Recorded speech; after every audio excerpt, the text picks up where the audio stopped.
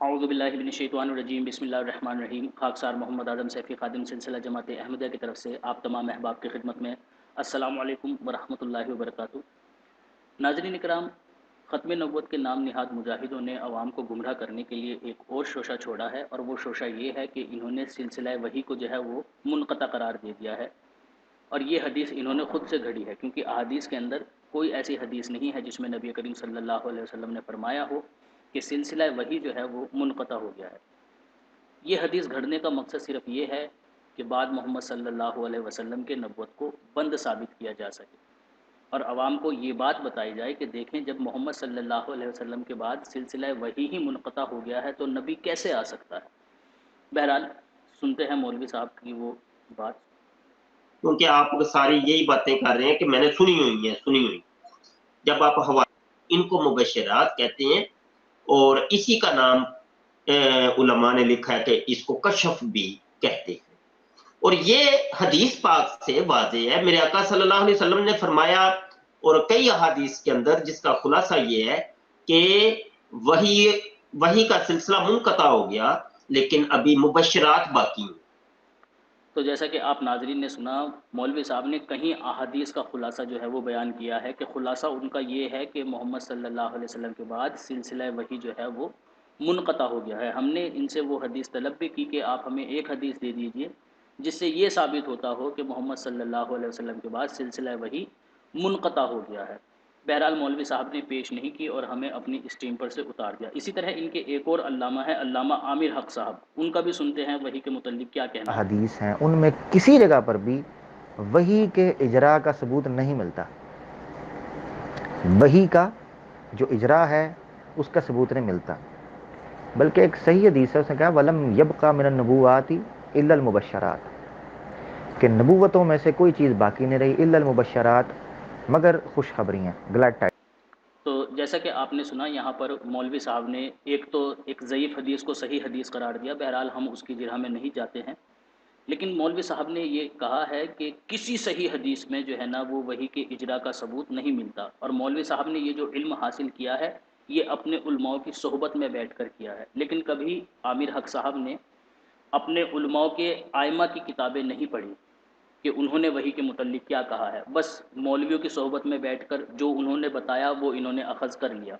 کہ جو ہے نا وہ سلسلہ وحی جو ہے نا وہ منقطع ہو گیا ہے۔ ایسا کسی صحیح حدیث کے اندر نہیں لکھا ہوا ہے، حالانکہ بڑی مشہور حدیث ہے اور متعدد مرتبہ جماعت احمدیہ کی طرف سے پیش کی جاتی ہے کہ دیکھیں کتاب الفتن کے اندر، مسلم شریف میں کتاب الفتن کے اندر باب اشاعت الساعت کے اندر اس چیز کا ذکر ہے کہ حضرت عیسیٰ علیہ السلام کے اوپر اللہ تعالیٰ وحی بھیجے گا۔ تو وحی کا سلسلہ جاری ہے تبھی تو بھیجے گا، اگر وحی کا سلسلہ منقطع ہوتا تو کیسے حضرت عیسیٰ علیہ السلام کو اللہ تعالیٰ وحی بھیج سکتا ہے۔ اسی طرح امام جلال الدین سیوطی رحمۃ اللہ علیہ کا ایک رسالہ ہے الاعلام بنزول عیسیٰ علیہ السلام، اس کے اندر بھی انہوں نے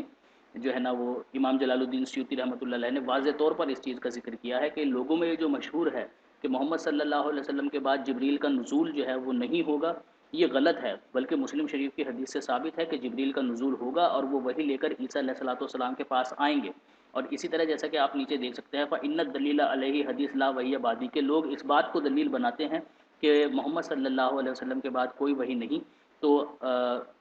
امام جلال الدین سیوطی فرماتے ہیں کہ وہ حدیث جو ہے نا یہ باطل ہے، اس کی کوئی اصل نہیں ہے۔ اسی طرح سے امام ہیثمی بھی جو ہے وہ اپنی کتاب الفتاوی الحدیثیہ کے اندر جو ہے نا وہ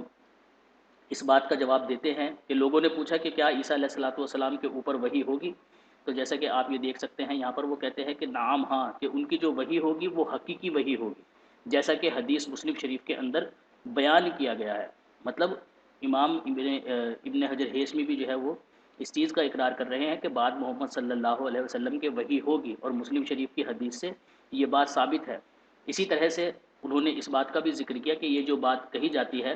کہ محمد صلی اللہ علیہ وسلم کے بعد کوئی وحی نہیں ہے، تو انہوں نے فرمایا کہ لا وحی بعدی باطل، کہ یہ جو بات بیان کی جاتی ہے یہ باطل ہے، اس کی کوئی اصل نہیں ہے۔ اسی طریقے سے اقتراب الساعت، جو کہ اہل حدیثوں کے بہت بڑے امام گزرے ہیں، انہوں نے بھی اپنی کتاب کے اندر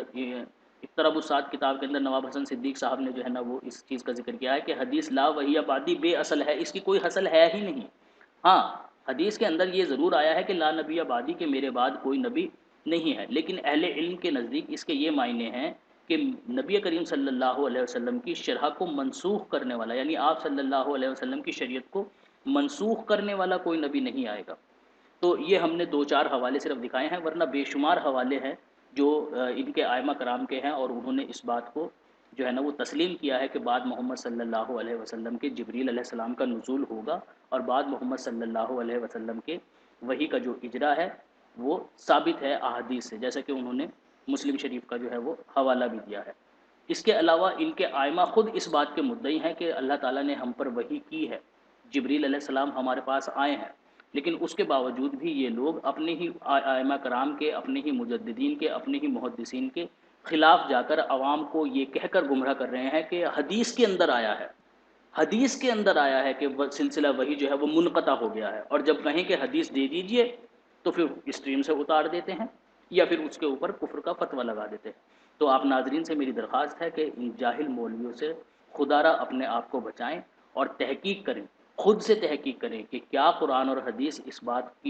قرآن اور حدیث میں اس بات کا ثبوت ملتا ہے یا نہیں ملتا ہے۔ ان کے بہکاوے میں آپ لوگ نہ آئیں، کیونکہ محمد صلی اللہ علیہ وسلم نے فرمایا ہے کہ یہ علماء سو ہیں، یہ خود بھی گمراہ ہیں، دوسروں کو بھی گمراہ کرتے ہیں۔ اب خاکسار کو اجازت دیجیے۔ السلام علیکم ورحمۃ اللہ وبرکاتہ۔